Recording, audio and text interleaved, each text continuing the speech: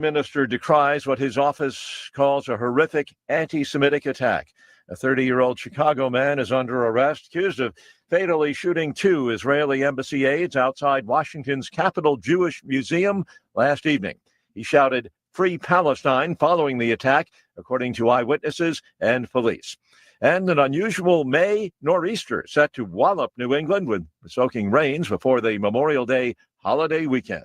Wall Street Dow futures now down more than 200 points. More details, srnnews.com. You heard the news. Newsmax just went public on the New York Stock Exchange and listed on the big board.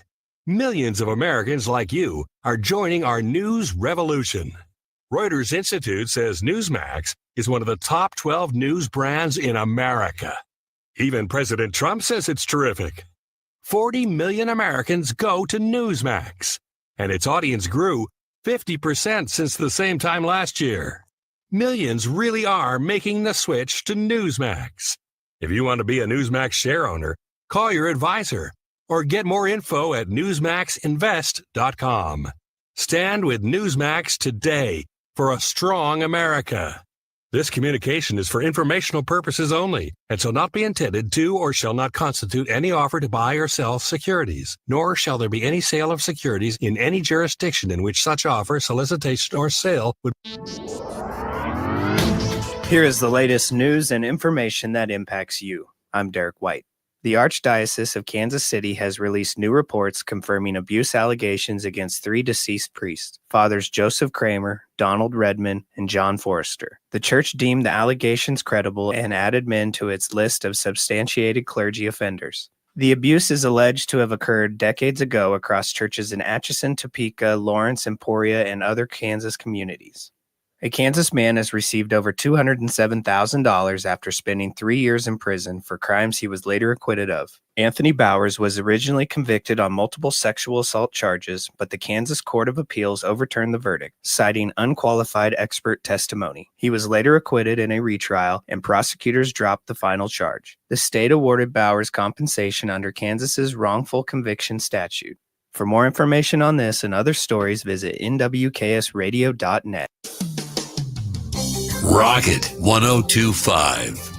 Today and tomorrow, we'll see dry and warmer conditions due to upper-level ridging. High temperatures will be in the mid to upper 70s to lower 80s with east-southeast winds. Lighter today at 10 to 15 miles per hour and windier tomorrow at 15 to 25, gusting to 35. Scattered showers and storms are possible overnight into early tomorrow morning with lows in the lower 50s. Then tomorrow afternoon and evening, conditions will be favorable with a moderate risk for supercell storms with large hail and damaging winds. Stay updated here. Saturday, shower and storm chances remain likely across the tri-state area. Severe weather risk is not as high as tomorrow, but still marginal for a storm or two to become severe with hail and damaging winds. Much cooler with highs in the lower 60s and lows in the mid-40s. Rain chances will continue on Sunday through midday on Memorial Day, with colder and normal temperatures staying in place in the 50s and 60s, and clearing skies heading into Tuesday will rebound temperatures back into the 70s. This is meteorologist Chris Romick, the NWKS Radio Weather Center.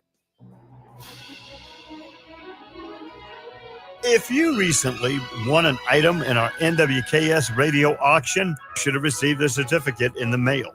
We're asking that you contact the business and make arrangements to pick up that item. You paid for that item. You might as well enjoy it. So please make arrangements with that business to pick up that item. Thank you so much for making this year's NWKS radio auction a success, and we look forward to next year. If you're shopping for a banking institution, visit with Equity Bank of Hoxie, Grinnell, and Quinter, Kansas. The Equity Bank is heavily invested in local business and activities contributing in many ways back to their community. Their employees are involved with many organizations and area events. Plus, a lot of experience comes with that staff. You'll find valuable local assistance when you bank at the Equity Bank of Hoxie, Grinnell, Quinter, and other locations in Western Kansas. The Equity Bank, member FDIC. Big savings are waiting at Hurl Chevrolet GMC in Goodland, Kansas. Get a 25 Chevy Silverado 1500 with 0.9% APR for 60 months plus $3,500 trade-in cash. Or choose a 25 GMC Sierra 1500 Turbo Max, 0.9% APR or up to over $7,800 off if you own a GMC or Buick. And don't forget, military members get an extra $750 cash allowance. It's happening now at Hurl Chevrolet GMC in Goodland, Kansas. Online at hurlchev.com. Looking for insurance that actually puts you first? At the insurance agency in downtown Goodland, we're independent, which means we work for you. Whether it's auto, home, crop, or business, we shop top carriers to get you the best coverage at the best price. No pushy sales, just honest advice from people who live right here in your community. Give us a call today at 785-899-5011 or stop by 1020 Main in Goodland and let's get you covered. The Insurance Agency. Insurance the way it should be. Spring is in full swing at Hoover Lumber Ace Hardware. Get your lawn and garden looking their best with Ultimate Fertilizer and gear up with Eco blowers and mowers for the season ahead. Tackling a project, they've got a surplus of quality lumber ready for all your building needs. And when the work's done, fire up the fun with their wide selection of grills, smokers, and griddles from Traeger, Weber, and Blackstone. Stop by Hoover Lumber Ace Hardware in Goodland and Colby. Your one-stop shop for spring projects, big and small. At FNB Bank, we understand the backbone of our community is our local farmers and ranchers. Whether you're growing crops, raising livestock, or investing in new equipment, we're here to help you succeed. Our agricultural loans are tailored to meet the unique needs of your farm, with flexible terms from people who understand what it takes to make it in agriculture. When you partner with FNB Bank, you're working with neighbors who know the land and are invested in your success. FNB Bank, rooted in our community, growing with you. Member FDIC. You ready? Ready? 1, 2, 3, 4! It's the Morning Blitz with Ross Volkmer. Being a Nebraska football fan these past few years and watching this team week in and week out, I gotta compare it to like doing drugs. You know you shouldn't do it, but you can't stop.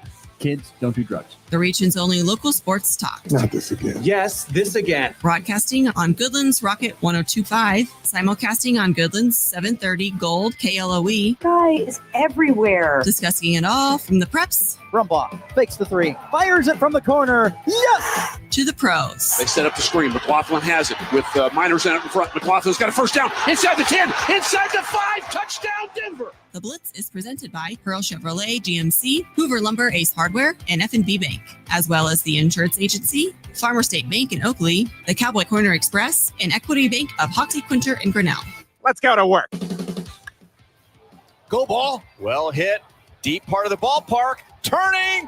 Gone. Salvi hits a 2-run opposite field home run. To back. Haskin had moved it quickly. Brandon and shot. Comes to Duchesne and a wide open goal. And they score. What it's called. Drill deep to right field. There it goes. Ball game. A walk-off home run for Jason Dominguez. And the Yankees win 4-3. Martini, who grounded out his first time up. He hits it to right. Going back, Castellanos. It's over his head and it's gone. It hit the top of the out-of-town scoreboard and bounced into the seats. Touch of all time for Nick Martini. His first homer as a Rocky. Halliburton. He'll take it. He'll backpedal, a free for the win. And no! He got it! Oh my, what a finish it was in the Eastern Conference NBA Finals. The most clutch player in the league delivers again, Tyrese Halliburton. Good Thursday morning, everybody. Glad you're with us here on the Morning Blitz. It is May the 22nd. Nice, beautiful, sunny start to our day. 49 degrees outside the KKCI studios here in Goodland, and on a way to a high of 74 here on this Thursday. Once again, a reminder, tomorrow going to be windy and warm. Temperatures into the 80s with plenty of wind, and I've seen some meteorologists predict that we could see some good thunderstorms possibly rolling in on Thursday. So be prepared. Sorry, not Thursday. My apologies. Friday. There's going to be some thunderstorms coming in Friday. So be prepared for that. And once again, another reminder that starting this weekend, Saturday, all the way through pretty much mid next week, it is going to feel like very early spring. Temperature is going to be ranging anywhere from below 60 to the mid 60s, and good chances of rain on 4 of those 5 days. So lots of precipitation chances coming up starting Saturday through next Wednesday, and very cool temperatures. Something to think about as well. Temperatures Like I said, no warmer than really the mid 60s, and really most of the Memorial Day weekend. Temperature's not even going to reach 60 degrees. So it is going to be chilly and wet is the way I would describe it. But anyway, glad you're with us here on this Thursday morning. As always, the F&B Bank text line is open at 785-899-2222. Number part of the morning blitz. If you'd like to get in some thoughts, some comments, opinions, what you thought, anything like that, would love to hear from you throughout the show here on the F&B Bank text line at 785-899-2222. We've got plenty of things to get into today. We will actually, if you're a big NBA fan today, you're going to want to tune in at the bottom of the hour, as we'll be joined by Bryce Simon. He is I would call him our own personal NBA expert. He covers the Detroit Pistons, and then also, of course, is a part of Game Theory podcasts, the Pistons Pulse, all that stuff. He knows a ton about the NBA, and he'll be joining us to talk about the NBA at this point in time as we sit each a game into the Western and Eastern Conference Finals. And so we will visit with him coming up in today's program. So make sure you tune in to the bottom there, especially if you love the NBA, because Bryce Simon is fantastic with that kind of knowledge. We will get to some news surrounding KU basketball. To be in the third segment, get you an update what happened with Kansas State baseball last night, KU baseball today. Update with all that coming up in the third segment as well. But got to kick off the show congratulating the Colby Lady Eagles on a trip to the state softball tournament. The Lady Eagles prevailing in the Goodland 3A regional softball bracket yesterday. The Lady Eagles took down Cimarron Ingalls and then Southwestern Heights to advance to the state tournament, I believe for the first time since 2019, if I'm not mistaken. 2019, I believe, was the last time that they got it done and went to the state tournament in softball. But the Lady Eagles, with a couple of tight games, really showing the grit and determination that you have to have in the postseason. Because, Colby got down 2-0 to Cimarron Ingalls in that game yesterday in the semifinals, but was able to kind of grit their teeth and push it into extra innings and be able to get the win 3-2 when it was all said and done in that first game of the day yesterday, and then would go into the finals where they would take on a young but talented Southwestern Heights team, and that would be a very tight game. Lady Eagles prevailing 5-4, advancing into the state tournament. So congratulations to Tucker Branham, friend of the program, all the great girls, Sadie Cheney, Jalissa Sabatka, Ryler Carter, on making it to the state tournament. That's pretty darn cool to see them going back to the state tournament. They have kind of what you need to. They had everything they needed to win this regional bracket. Honestly, they really did. They had some nice experience on that team. They had some all-league caliber players. They had, like I mentioned yesterday, they had 6 girls hitting over 400. They have girls that can hit. They have girls that can hit with runners in scoring position. They got a lot of those pieces. And then, of course, you have a dominant pitcher in the circle. And that probably is the most important thing that you need to at least make it to state. I'd say if you're going to make it to the state tournament, the number one thing that you got to have is a really good pitcher in the circle. You can make it to state with one really good pitcher because you can shut down the opposition by either striking him out or letting your defense play good behind you. But if you've got a pitcher like Ryler Carter, who throws hard, is a really good pitcher, you can win a lot of games. And they rode her shoulders all the way to this state tournament appearance. But you can make it to state with a really, really good pitcher. The thing about if you want to win at state, to me, is you're going to have to hit the ball. Once again, I go back to timely hitting the ball when you get runners on. You're going to be able to get some runners on at the state tournament. Can you drive them in? Can you score runs? Because that, to me, is the big difference maker when you get to the state tournament. Everybody at the state tournament has a really good pitcher.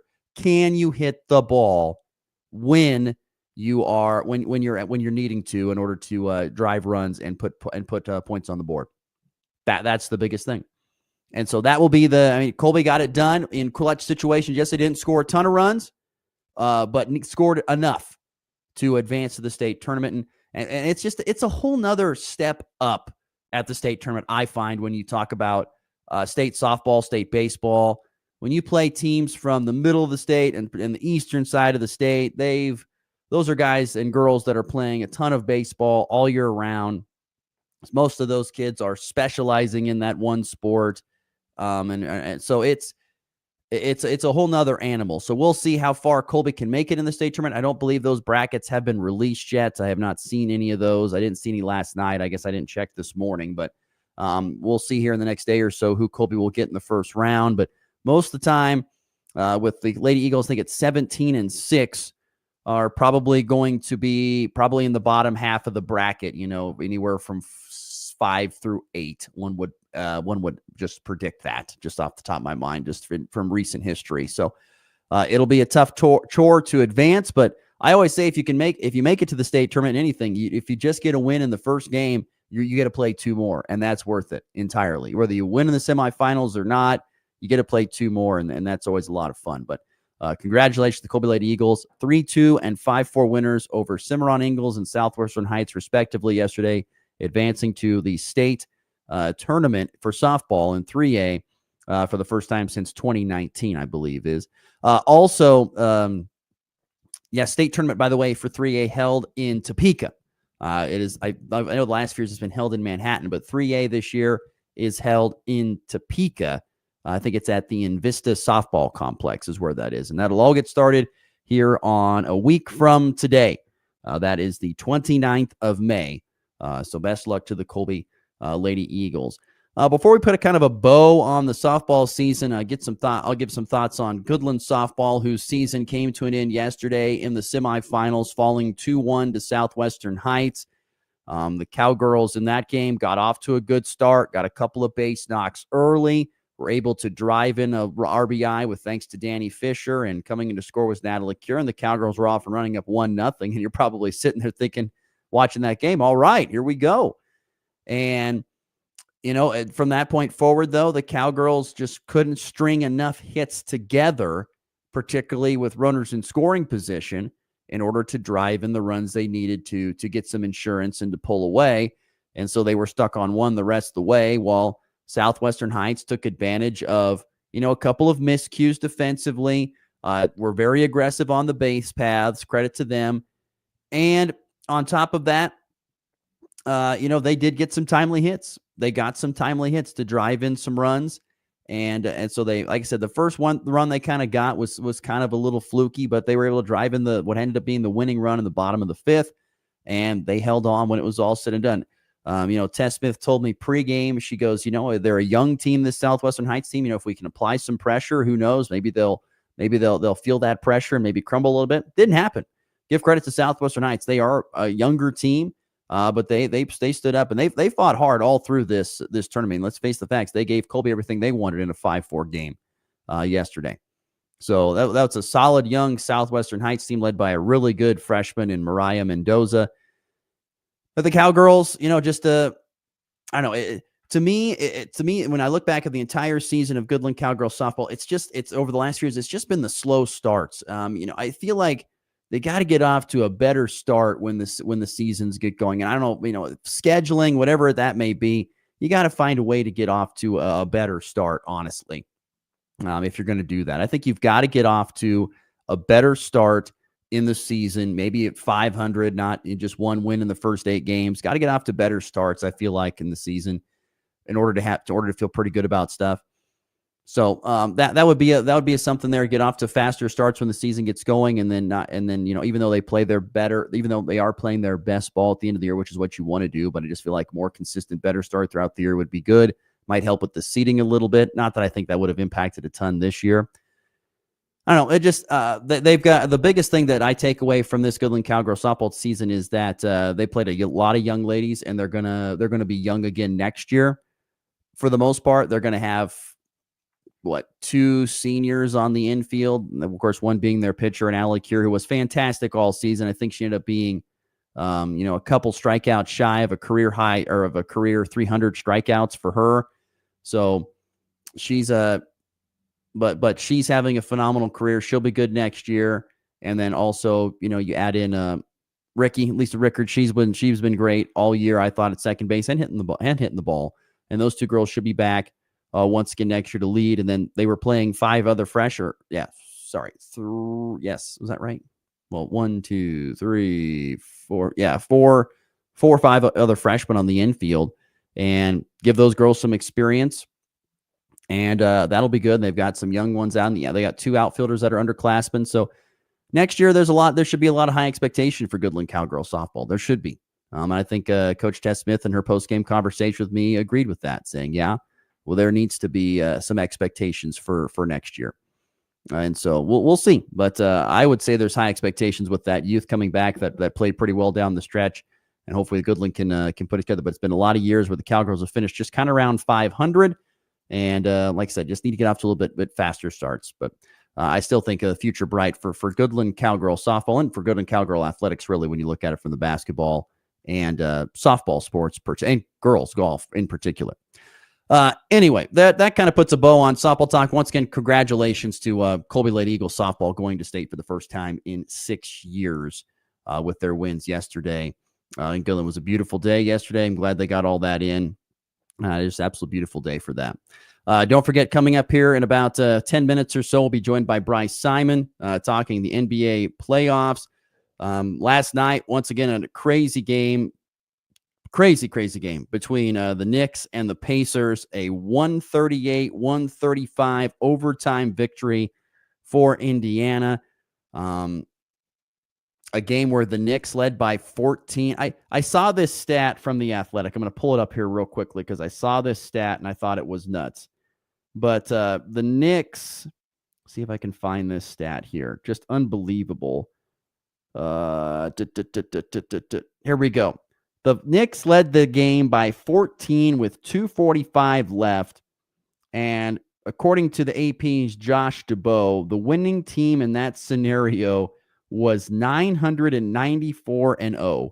994-0 was the team leading by at least 14 points under 3 minutes to play entering last night, and the Knicks lost it. Once again, the most clutch player, I believe, in the NBA, Tyrese Halliburton, had a humongous shot that was crazy, bounced off the back iron, came back down through the cylinder as the buzzer sounded. They thought it was a 3 to win it. It was actually to tie, but the Pacers go into overtime and win it anyway, 138-135. I mean, craziness. I mean, they were like I said, down by 14 with 3 to play. That's just ridiculous. But we'll get more on those thoughts with Bryce Simon coming up here in just a little bit.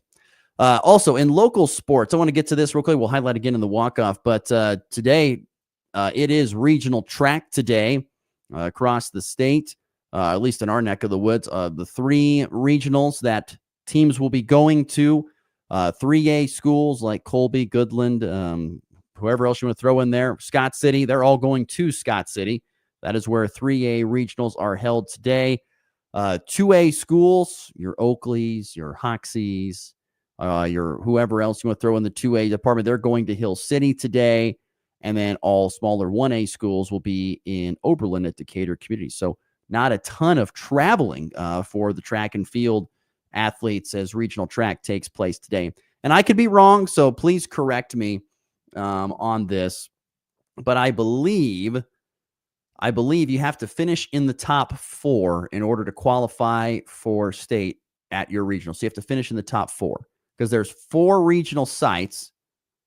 I'll double check, but I think there's 4 regional sites in each of the classifications of 3A, 2A, and 1A. They take 16 total to state. And so I believe you're going to have to finish in the top 4 of those regional, of your regional, whether first, second, third, or fourth to qualify for the state track meet. So I believe that's how that works. If I'm wrong, I'm sure someone will text in and let me know, but I think you got to finish top 4 in order to do that. F&B Bank text line, 785-899-2222. Let's see here. Michael chiming in something about the Celtics. Hopefully he answers if the Celtics can keep all their players. What are you talking about, Michael? I'm not for sure what that means. Sorry, I got to that late. I'm not for sure what that means on that. Sorry about that. Anyway, let's get to a break. We'll come back with Bryce Simon of Game Theory. Also, the Pistons Pulse, talk about the NBA and what we saw last night in Game 1 of the Eastern Conference Finals. Oh, here we go. We got a text. Someone texting in. Thank you, Andy. He would know. Top 3 auto qualify from each regional. Next 4 best marks qualify. Okay. Thank you very much, Andy. Appreciate that. So once again, as I thought, I'd probably be wrong on this, but if you're going to qualify for regional track, from regional track to state, you got to be finishing the top 3 of your regional, and then it's the next 4 best marks will qualify. So thank you, Andy, for that update. I was wrong. Andy was correcting me. Thank you, sir. Okay, let's get to our prime timeout. When we come back, we're going to talk with Bryce Simon of Game Theory Podcast, thoughts on the NBA playoffs at this point in time, what to expect in Game 2 of the Western Conference and Eastern Conference Finals ahead. We'll get to all that next. And, of course, stick around later on the show. We'll get to some thoughts on KU and K-State baseball. Also, KU hiring a new basketball assistant, announcing that hire yesterday. We'll get to all that coming up later in the show. So stick around. Plenty more to get to here on a Thursday edition of the Morning Blitz. It's customer appreciation this week at Great Western Tire. Their way of saying thank you to you, their customers. Stop by and they'll have hamburgers and brats, beans, and more, and a chance to win NASCAR tickets to Kansas City. They'll be in Scott City this Monday, Oakley Tuesday, Wednesday in Hoxie, and this Thursday at the Colby location from 11:30 to 1:30 at each location. Stop by for a bite to eat, a chance to win NASCAR tickets, and their way of saying thank you at Great Western Tire, your Goodyear dealer. It's time for a check of the markets with the Anderson Trade Group on the Kansas Farm and Ranch Radio Network.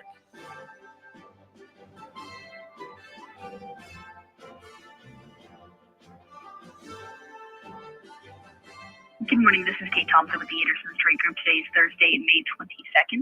On the open at last night, July corn unchanged at $4.61. September down a half cent at $4.42 1/4. December down 3/4 at $4.54 3/4. March corn down a half cent at $4.69 1/2. July soybeans down 1 3/4. Low on the overnight at $10.61. August down 3 1/4 at $10.65 3/4. September down 4 1/4 at $10.40 1/4. November being down 4 1/2 at $10.47 3/4.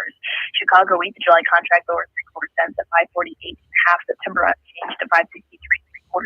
December up 3/4 at $5.66 1/4. March up 3/4 at $6.05 1/4. Kansas City wheat, July contract higher cents at $5.41 1/2. September up 2 cents at $5.56 3/4. December up 1 1/4 at $5.76. March up 1 1/4 at $5.97 1/2. On the stock market this morning, the Dow down $122 at 41,825. The S&P down 6 at 5,855. The Nasdaq up 14 at 21,171. Gold lower at $9 an ounce at 3,304. Crude oil down 94 cents a barrel at $60.63. If you have any questions about marketing grain or would like to talk about risk management options, give our Colorado office a call.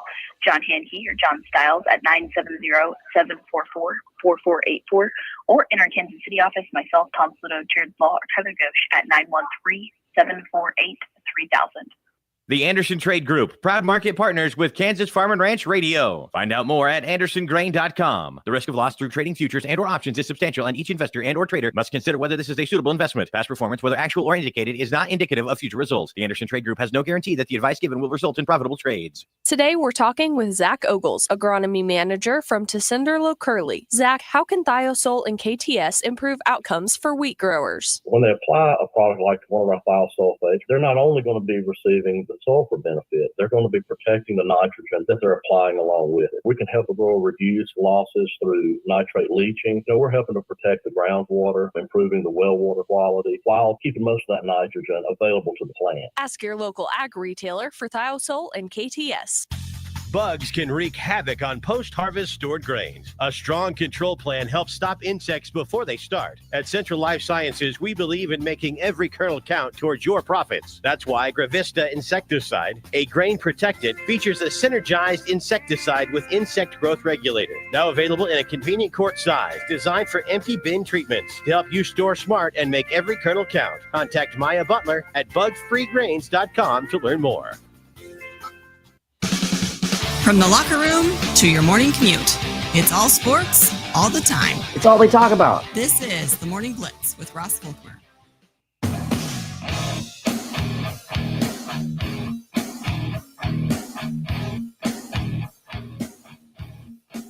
All right, continue to roll along here on a Thursday morning. So glad you could join us here on the Morning Blitz. As always, FB Bank text line open 785-899-2220. Got an interesting question during the break. Someone was wondering if we're going to talk about Memorial Day, saying Memorial Day, golfing or not on Monday, Memorial Day. Well, I wouldn't have a problem golfing, but I don't think the weather is going to be that nice, to be honest with you. I think temperatures in the 60s and 50s is not exactly the best golfing weather. So, but we'll see. Maybe my mind will change.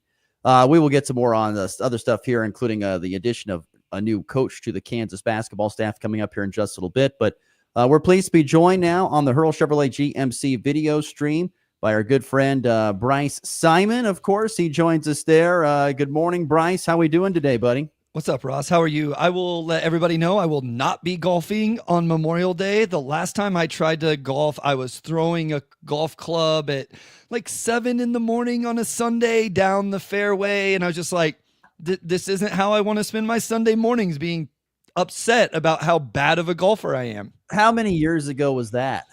Oh, I was still living in Syracuse at that. I bet it's been 10 years since I truly tried to go out and swing a golf club.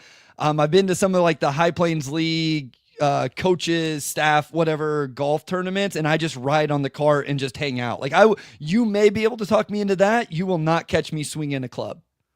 That's all right. Yeah, I get it. I understand. I used to play a lot more golf, and then kids happened. That was the tough part. Kids take away from my golf game, which it's not a problem, but I do enjoy playing golf every now and then when I get a couple of minutes. But like I said, weather-wise, Memorial Day golf is not looking that good for me personally. Temperatures just look a little too chilly for the golf to be played at that point in time. How are we doing today, buddy? It's been a long time. How are things going?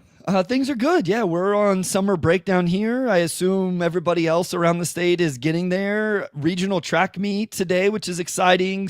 I love the state track meet. I don't make it up there anymore, so I appreciate that I can just sit at home and watch it on TV, all of the other stuff, and then we get into summer activities. So things are really good. And I'm happy to be here this morning talking NBA, High Plains League, GWAC, whatever we get into. I'm excited for it. Yeah, it's been real quick. Let's just touch on the local stuff. How has it been in the High Plains League this year? I mean, I feel like it's been another pretty solid year for your school there in Lakin. Yeah, it was. Obviously, boys basketball team, made it to state. I'm always excited to see where some of these kids go on after this. I was thinking about the Goodland kids with Brady going. So Brady is going to Barton, which for those that don't know, the head coach at Barton was my assistant coach at Pratt, Jeremy Combs. So I'm super close with him. My head coach at Pratt is the AD at Barton. So I'm really excited for Brady to be, obviously, Lincoln doing what he does, which is incredible. Coulter Oldham here at Lakin going out to the University of Penn to do track. And I'm forgetting a lot. I'm not trying to forget anybody. I know there's others as well. I'm close with Kenny Eddy at Pratt JUCO, and he's always talking about how great Hunter Vaughn from Colby's doing. I know that's a couple years ago, high school wise now. I always love seeing those kids go on and succeed and do things at the next level. Well, really, this has probably been one of the most, this graduating class is probably one of the most athletically inclined, I'd say, especially here in Northwest Kansas. Yeah. I would say. I mean, you have, Jackson Rumford and Guy yes. going to go throw the javelin over at Fort Hays State. I mean, you talk about kids are going to go do stuff at the next level. Max Kirstenbrock's going to play baseball at Colby Community College. I mean, there's a ton of guys and girls. I know Logan Nolan's going to go play basketball at CCC. Like I said, there's a ton of guys and girls that are off to go play sports at the next level. It's been a really successful senior class athletically. And even Lincoln Schaefer at Tribune, right?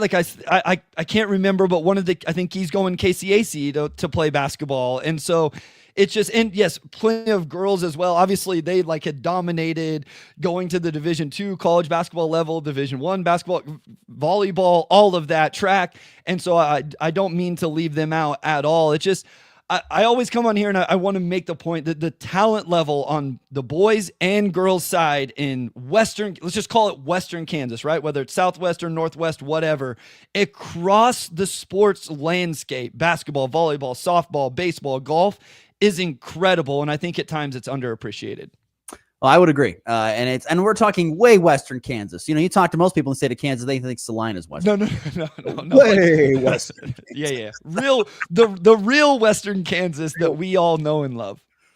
Bryce Simon is our guest here on the Morning Blitz. I love to have him on because he has a ton of knowledge about the NBA that I just do not have.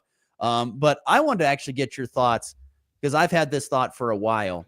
I don't know if there is a more clutch player in the NBA than Tyrese Halliburton. He is the most clutch player in the NBA since who? Oh, I don't know. I mean, some people, it's a good thing this doesn't play in New York, because New York fans would be mad right now because they think Jalen Brunson is that guy. Take anything away from him, he's been really good. But I'm telling you, anytime you turn on the TV and you see Halliburton, he is making a shot to win or extend the game all the time. Maybe Reggie Miller, right? Like maybe that's what he's taking. Maybe he's taking the mantle from, he did the thing was that choke sign would be playing a little bit better today if his foot wasn't on the line from the game last night. Over on the Game Theory podcast, we went live right after the game and we talked about this thing, Ross, because Jalen Brunson won Clutch Player of the Year in the NBA, which is kind of a weird award to me anyway. I don't really understand it, but I mean, I understand it, but I don't understand why it needs to be an award.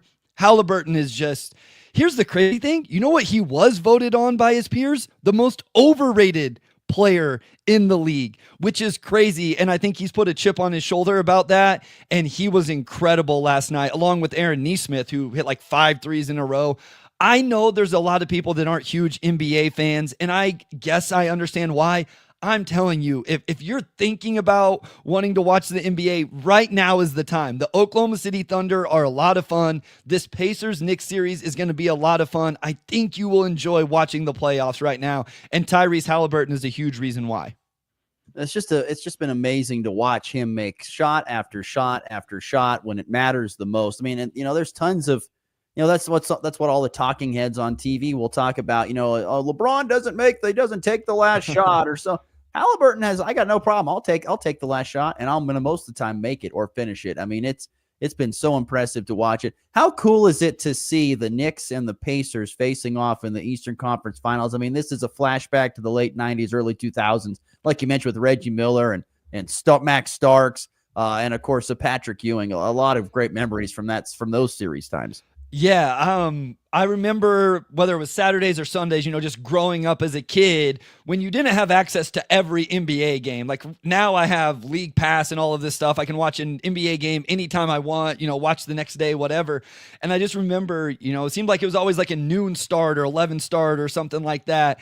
And just watching those games on NBC, it was so much fun. So there's a little bit of nostalgia with it in terms of these two teams. All I hope for is we get like a 7-game series. That's as somebody that like breaks down the game and analyzes it and does video breakdowns. I was actually working on one over this. I'm dubbing it the meltdown in Madison Square Garden, right? Like last night, the meltdown in MSG. And if you guys want to check out the video breakdowns, Nick's Film School is a YouTube channel. I put them on over there. I was working on that this morning, and I'm just like, give me 7 games of this, Ross. Give me every other day, 7 games of some just craziness. Because I thought that game was over. I literally put my computer and my notes away because I was like, this is done. We'll record here in a little bit. I'm going to start charging my computer for that.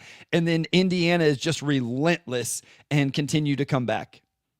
I saw the stat from the AP that teams that led at 994-0 when they're up by 14 with less than 3 to play. Yeah. It's nuts. I mean, in your opinion, breaking down the film, what did the Knicks do wrong to have this happen to them? So any young athlete listening, watching out there right now, go rewatch this game. This is the prototypical let the foot off the gas. It truly was, Ross. I thought New York played really well. Jalen Brunson got his 5th foul early 4th quarter and is on the bench, and the Knicks actually extended the lead to 14. I think it was 17 or 18 at one point, and then they just completely lost all of their defensive principles. They stopped getting matched, they stopped communicating, they stopped boxing out. And yeah, Indiana made a bunch of really tough shots, but it's because New York let their foot off the gas. And it's just a great lesson to any young athlete, and honestly, even professional. I was sitting there watching, I don't coach basketball anymore, but I'm like, man, I may have been too hard on my players at times. Those were 15 to 18-year-old kids that were breaking down on the scouting report and letting off the gas. And then these professionals in the Eastern Conference Finals are doing the same thing. Maybe, Emma, Olivia, if you were out there listening, I'm sorry. I was too hard on you girls. Bryce Simon is our guest here, joining us on the Morning Blitz, talking the NBA. I don't know. We'll see. I have a feeling we're going to see a big bounce back game from New York. I agree. I would expect that. And probably with you. We probably will see this thing go at least 6, if not 7 games. So this will be an intense series for sure. OKC and Minnesota play again. I think it's the game's tonight, right? Tonight, yep. Tonight they play in game 2.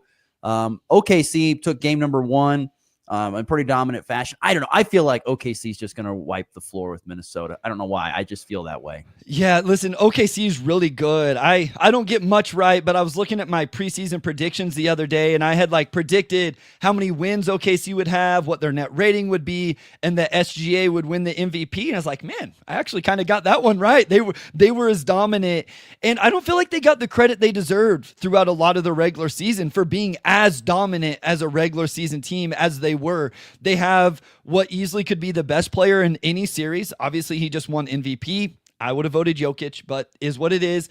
They have lots of talent. They have good coach. And here's the thing. This is why, again, I encourage people to go watch these games, Ross. They defend. This is a really good defensive team. One of the best defensive teams the NBA has seen, maybe ever, definitely in the last 10 or 15 years. I know the game has changed a little bit. This team guards, and they have multiple guys that do it. That's the most amazing thing as a guy who doesn't watch a ton of NBA is that, it's two separate seasons. You see the regular season. So true. Up here, and it's a lackadaisical defensive effort. We're just trying to win enough games to make sure we're in the playoffs. And then when we get in the playoffs, we're going to snap and play different. I think that's where a lot of fans like myself are just kind of like, well, if we're going to watch the NBA, we're going to wait to the playoffs because that's when they actually turn it on, I guess, if that makes sense. No, it is a very different game. There's no question. I mean, even people like me who, I watch every second of every Pistons game and then 2 or 3 other games plus NBA draft stuff. So I watch a lot of basketball throughout the year. And even people like me will tell you the playoffs are different. It's officiated different, Ross. There's no question about it. The touch fouls, people get mad at some of the touch fouls in the playoffs. Watch a regular season game and that's the thing. I don't watch a lot of games live because I can fast forward through the free throw attempts. And that's what I've realized is my viewing ability is different than quote unquote the casual fan. And I don't say that with a negative connotation. I can just watch, I can download a game off Synergy and then fast forward through all the stuff that makes a game last 2 hours and 45 minutes. I can watch it in 60. No, that's the right thing to do it. You mentioned just a few minutes ago, Bryce, you said you would have voted for Jokic for MVP and not SGA, who, by the way, was announced as the MVP yesterday. Yep. Why so? Why are you feeling that way about that voting the way it went? So here's what I want to start off with. I think both of them had MVP caliber seasons, and it just is what it is sometimes, in terms of awards. Sometimes 2 people deserve it. Sometimes maybe nobody has an MVP caliber season, but somebody still has to win. And so this isn't me taking anything away from SGA. Ross, if you go look at Giannis Antetokounmpo's numbers, I can make a strong argument that Giannis had an MVP caliber season. He was absolutely incredible, and he's not even in this conversation because SGA and Jokic were so good. I think it was very similar. I think both of them had great seasons. Jokic averaged a triple-double. And so then my default came, for some people, it was whose team was better. If that's your process, I'm fine with that. Cool. My process was, who do I think is actually the better player? If you told me I got to pick one to start my team and win a game today against the Monstars, that's a Space Jam reference for the young crowd, I would pick Nikola Jokic because I think he's the best player in the world. This is how I always do MVP. It doesn't matter what sport it is. If I took that player off of the team, what would happen? Yeah. That's how I do it. And if you took SGA off of OKC, there's still a lot of players that are going to pick up the slack there. I'm not going to say that Denver doesn't have that, but boy, we saw it in the playoffs how some of the guys that were not named Jamal Murray could not do anything, right?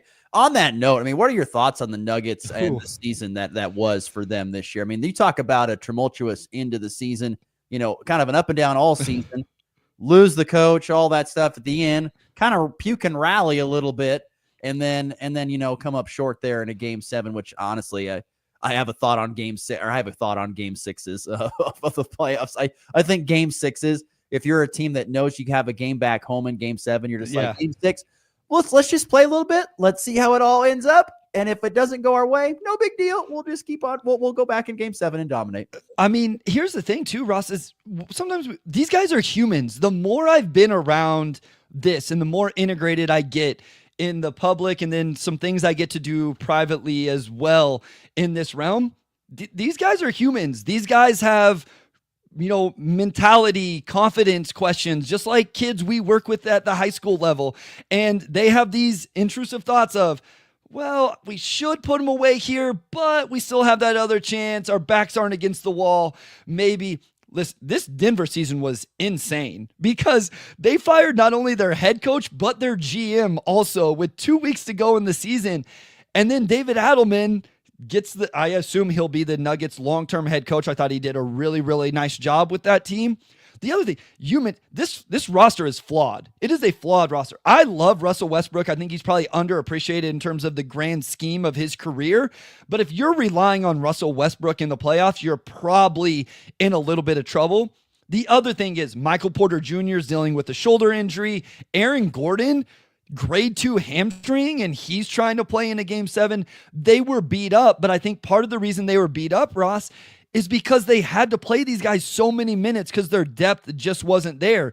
Another underrated aspect of their season, their first-round pick, a guy I really love, Deron Holmes II, tore his Achilles at Summer League and wasn't able to play this entire year. He would have at least given them minutes. So crazy year, and maybe that's why I default to Jokic, because I'm like, through all of that dude held them up and held them together. Although I will say, shout out Kansas legend Christian Brown, who had an incredible season, and I think he should have been most improved player and had a really nice playoff run as well.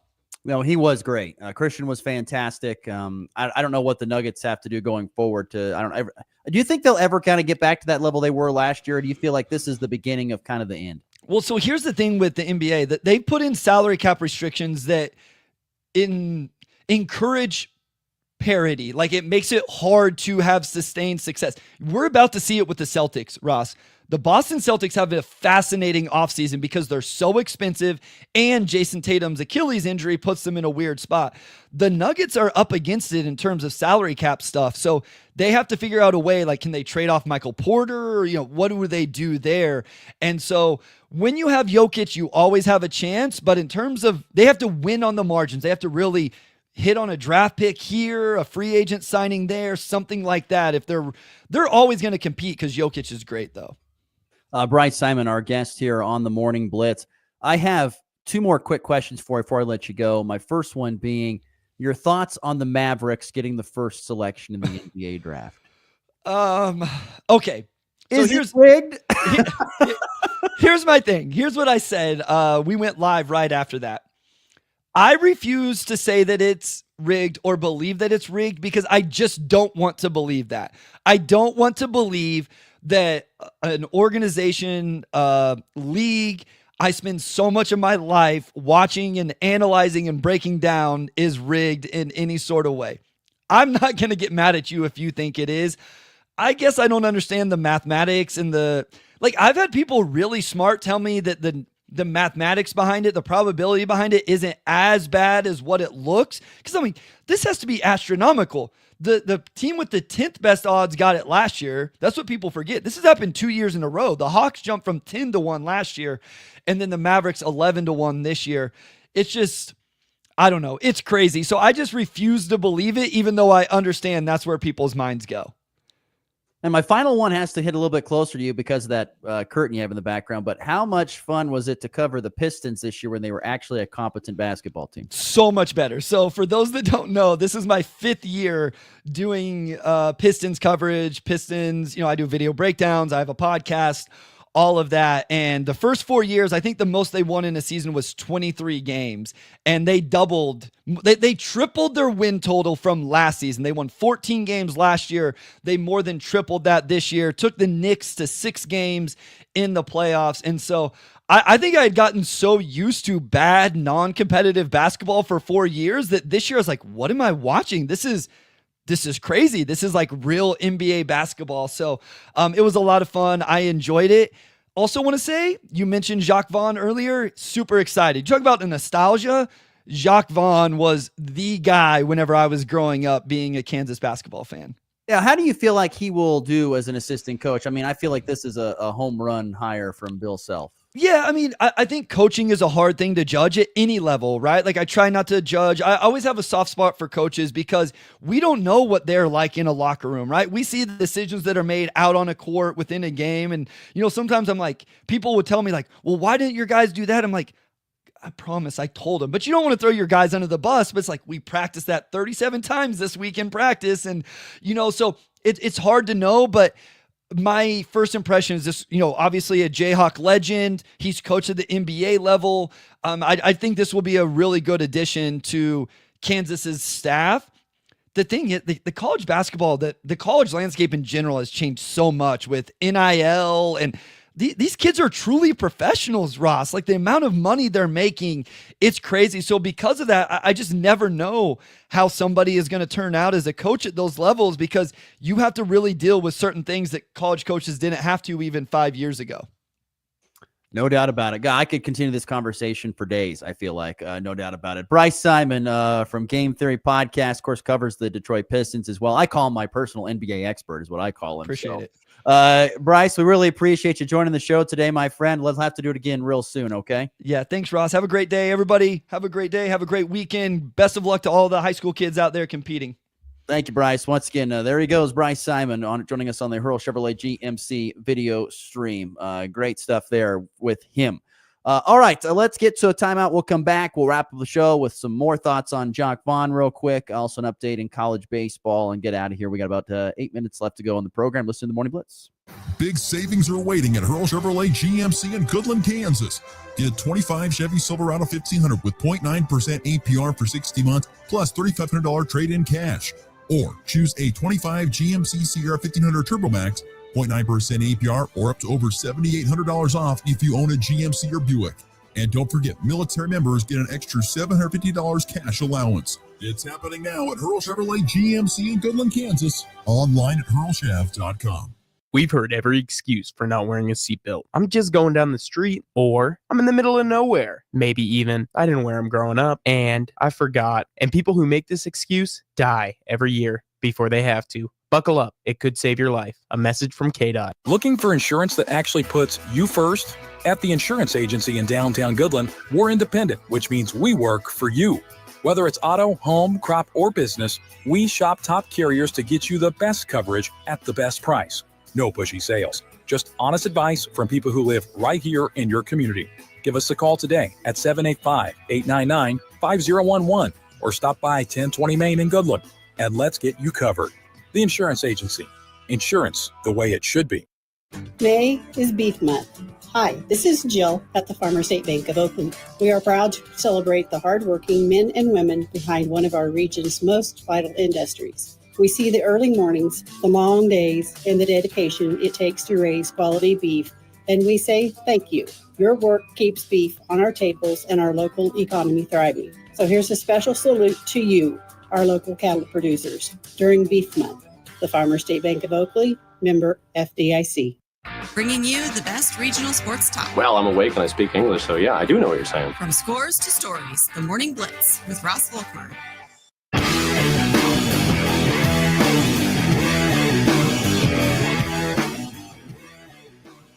So once again, the big news, we talked about it there with Bryce a little bit, but the big news yesterday in Kansas basketball was that Bill Self is bringing back Jock Vaughn, former Big 8 Player of the Year in 1996, second team All-America in 96-97, and most recently, of course, was a head coach in the NBA, hired as the head coach of the Orlando Magic in 2012.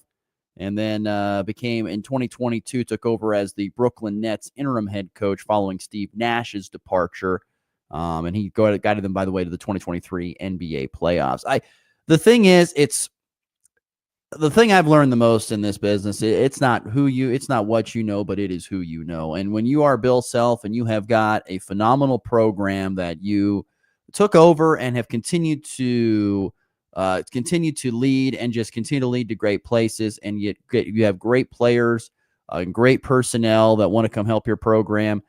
It's awesome. And so to lose Norm Roberts, which is a big blow, but to replace him with a guy who has NBA experience playing, being a high level college basketball player and then coaching on the highest level of basketball in the NBA.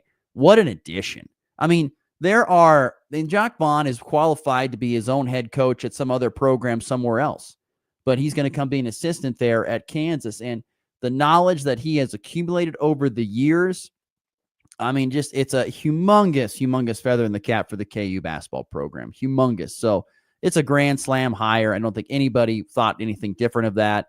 To me, it's just amazing that you have those connections to the program at Kansas because it's a blue blood program. You have all these great connections, and you're able to bring in someone who might even be better than Norm Roberts when it's all said and done because he's got a little bit of youth to him. And with the way the game is, like Bryce is saying, the way the game is changing, with more and more, players, of course, almost like pretty much our professionals now getting paid. It's very interesting to say the very least. So yeah, really, sorry. Good. I say a great move there from Kansas, hiring a two-time NBA head coach Jacque Vaughn is now an assistant. That's a fantastic hire. Real quick before we get to the walk-off, wanted to highlight college. Or so let's go to MLB baseball real quickly. Royals take the series with the Giants, 8-4 the win yesterday afternoon there in the Bay. The Royals offense showed up in it's one of its better offensive performances of the season. They had 8 runs on 16 hits. They got a home run from Salvador Perez. They got 3 doubles. It was a Johnny Holstaff day for the Royals pitching staff, but they were really good, allowing just 4 runs on 8 hits in a Holstaff deal. And I think, once again, the more important thing was, Salvador Perez had 3 hits, had 2 RBIs. Bobby Witt and Michael Garcia each had 2 RBIs each. They did all against the Giants ace and Logan Webb, who gave up 6 runs, 3 earned in 4 innings on 10 hits. So Royals offense was really, really good. Best, it's probably one of the best it's looked all season. Not saying the best, but there was a stat. Kansas City had scored 4 or fewer runs in 42 of its first 50 games. Think about it. Only 8 games they've scored more than 4 runs. And once again, think about that record they have, 28-23. The pitching has just been unbelievable for the Royals. But Royals, also another fun stat, Royals are now 17-1 when scoring at least 4 runs. So way to go to the Royals with a nice win. They have a day off today. They will open up a road series against the Twins in Minnesota starting tomorrow. Rockies, by the way, another loss, 9-5 to the Phillies. That's 4 straight, and they've lost 16 of their last 18. They did hit the ball decently. I mean, Nick Martini had his first homer as a Rocky, Jordan Beck, Zeke Tovar, Hunter Goodman each had 2 hits. I mean, the younger players are starting to hit the ball. The problem is they just don't have a whole lot of pitching. Rookie Carson Palmquist dropped to 0-2. He allowed 7 runs, 6 earned over 4 1/3 in his second career start. And once again, teams just coming to Colorado and tee off. We see it a lot. And yesterday, Philadelphia, we've seen Kyle Schwarber do it all series. Yesterday was Trey Turner and Bryce Harper with back-to-back jacks in a 4-run third inning for Philadelphia that put the Rockies in a big hole that they could not dig out of. But Rockies trying to salvage a game in this series here. They have lost 4 to the Phillies here on the road. First pitch is set for 1:10 Mountain Time. And if I'm not mistaken, I'll double check this, but I believe that the Rockies, if they were to, let's see, I pull this up here. They have lost every game to the Phillies this season. Yes. So they're trying to avoid the regular season series sweep. Philly is 6-0. Rockies trying to go just get one of these 7 games against the Phillies. So if they don't, it's Phillies sweep the season series with the Rockies, which is impressive in more ways than one. High drive, deep left, grand slam, and back lifts his ball high, deep to right. How about a walk-off Brady? Thomas to the 10. Difference going on in New England. They win it on the first play of overtime. Mahomes flings it. It's there. Hardman, jackpot, Kansas City. All right, little update in college baseball from the Big 12 baseball tournament yesterday. Saw Kansas State stay there. Their stay there was a short-lived one. They lost yesterday to Houston, who was the 11th seed in the tournament, 9-2 last night there in Texas. Wildcats got off to a good start, scored 2 runs early in the first, but Houston scored 9 runs there in the top of the second off of one of the top pitchers for Kansas State and Jacob Frost, and Houston never looked back. They ended up winning 9-2. Despite that loss, though, and I guess I was surprised by this a little bit, but according to D1 Baseball, K-State still remains in the hunt to receive an at-large bid in the NCAA tournament. It all goes back to the credit that Pete Hughes, head coach for K-State, went into going and scheduling a very difficult schedule. By putting his team in a tough spot to play a lot of tough games against really good opponents is helping them save their season, despite maybe, they had a good season in the Big 12, which is considered the third best baseball conference behind the SEC and the ACC. So they're still in the hunt to receive an at-large bid. I think people are thinking they're going to be a 2 seed, maybe a 3 seed since they lost this game here. We'll see. Today, Kansas gets its first game of the Big 12 baseball championship there in Texas. They get Oklahoma State, who's had a down year this year. First pitch is at 4 o'clock Central Time, scheduled 4 o'clock Central Time. Usually they're running behind. The game will air on ESPNU. And, of course, do not forget today, regional track once again taking place. Best of luck to all the area track and field athletes. Area 3A schools are in Scott, Area 2A schools at Hill City, Area 1A schools going to Decatur Community in Oberlin. We did have a text message here from a texter wanted to know about golf for regional golf, for state golf. Memorial is Monday, golfing or not on Monday. That's what he meant. He meant to know if that was no. State golf takes place Tuesday, Wednesday. That would be the 27th and 28th. State golf takes place Tuesday, Wednesday. See you back here on a Friday. It's been the Blitz. This is where classic rock legends take flight. Rocket 102.5.